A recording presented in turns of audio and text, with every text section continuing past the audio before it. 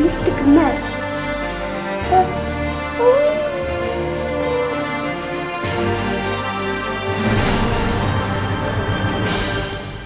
I am down and oh my soul so weary.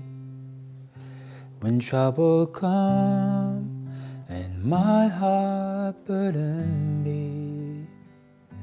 then I am still. Намайг Данжуугийн золзой гэдэг.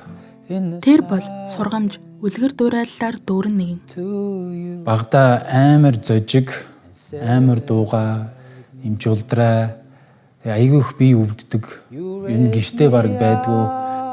Аав Данжуун түүнийг баг байхад тээвэрт явдаг байсан учраас хүүхдүүдтэй цаг зав баг зориулдаг байснаас золзаяа сэтгэлдээ гомдолт хийж хүмүүстэй харилцах тал дээр асуудалтай болж байжээ. Хүнтэй юм ярьж чаддаггүй. Сургуульд ороод ангийнхаа хүүхдүүдтэйгээ юм ярьж чаддаггүй.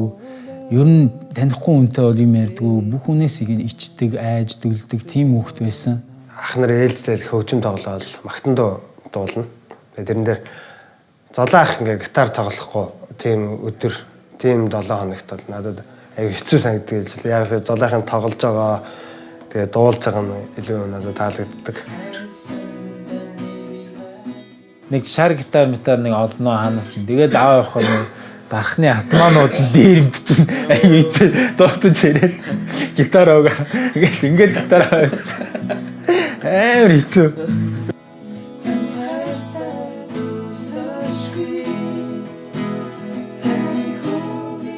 Би ингээ та нарт танай хамтгийг би ингээ хөгжмөдөн зааж өгье. Тэгээ би танараас би сохорч яарч мөнгө авахгүй. Гэхдээ би ингээд та нарын хөгжим заана. Харин та нар миний итгэлийг битээ алдаарай гэж хэлсэн байхгүй юу. Тэгээ бид ч бөөн баяр юу нөгөө нэг тойд чинь тэгээд хамтлагтаа болно гэдэг чинь нэг ингээд жиг мөрөөдөл байгаа юм чинь.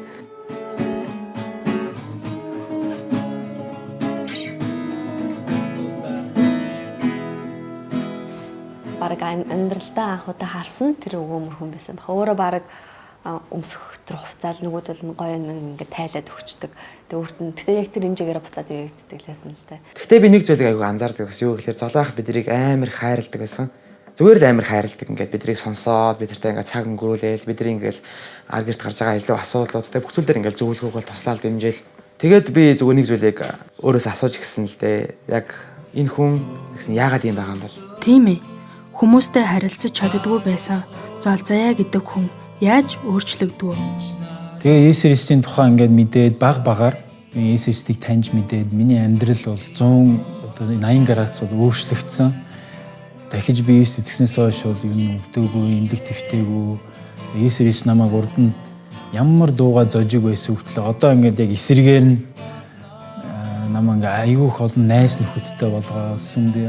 Олон сайхан гэр бүл шиг юм хүмүүсээр хүрээлүүлээл урд нь би ичээд хүнтэй юм ачаад гэсэн л одоо ингээд намайг тайзан дээр гаргаалтай магтан дуулах ч юм уу эсвэл сургаал номлол ярих ч юм уу те энэ бүх зүйл ингээд эсэргээр өвчтөс намайг өндөрт өргөж ингэж гаргаж өгсөн болов эхлээ газар зураад дараа нь ингээд тэнгэр зураад тэгээд тэр хоёрыг хооронд нь ингээд загалмаагаар холбочихсон. Яг тэр зур зургийг би маш сайн сандаг. Тэгээд тухайд бол яг энтлийн ертөнцийн дээр те маш олон худлах хүмүүс зүйл байдаг. Тэгээд харин үнэн зүйл бас байдаг гэдээ Есүс тухай хуваалцсан. Тэгээд тэр өдөр би анх юг ойлгосон байхаар энэ хүн чинь Есүст итгэдэг учраас ийм өөр байд юм байна штэ гэсэн ойлголтыг би авч ирсэн. Миний ханчин их эцэг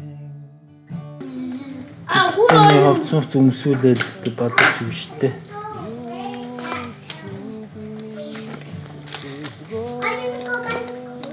Миний хувьд бол золоох миний багш бас миний сайн найз.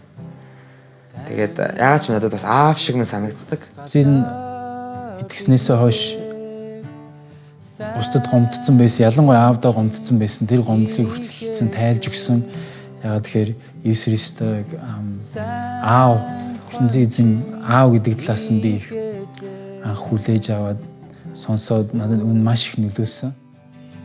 Бусдын төлөө зүрх сэтгэлээ зориулан тэдгээр хүмүүст үг үйлдэлээрээ итгэлийн амьдралаа үлгэрлэнэ гэдэг тиймч амаргүй санагдана. Гэхдээ Есүс Христэд итгэсэн тэр мөчөөс эхлэн амьдралынх нь хэв маяг ихэд өөрчлөгдсөн юм.